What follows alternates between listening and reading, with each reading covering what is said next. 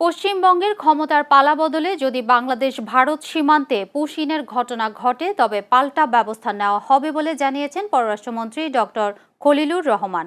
আজ রাষ্ট্রীয় অতিথি ভবন পদ্মায় সাংবাদিকদের মুখোমুখি হয়ে তিনি একথা বলেন।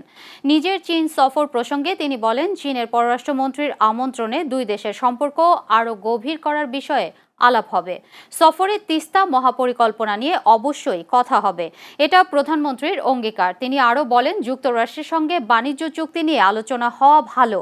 শুধু বাংলাদেশ নয়, অন্য দেশও এমন চুক্তি করেছে। অন্য দেশের চেয়ে এগিয়ে আছে বাংলাদেশ। আসামের মুখ্যমন্ত্রী কথাটি বলেছিলেন, স্বীকার করেছিলেন তিনি কিছু কাজ করেছেন। আপনারা দেখেছেন, আমরা সেটার কড়া প্রতিবাদ দিয়েছি।